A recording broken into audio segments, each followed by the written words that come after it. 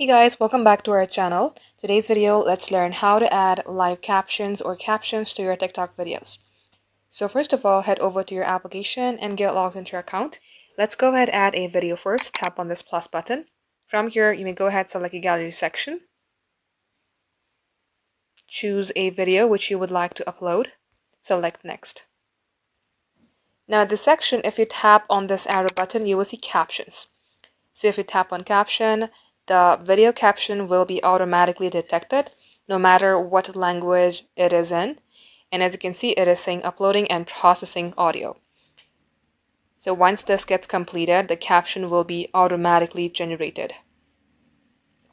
Now this is what the caption will look like. As you do that, this is what it will look like. If you'd like to resize it, you can go ahead and do that as well. Select this arrow button right here and simply post. So guys, this is how it's done. Thank you for watching.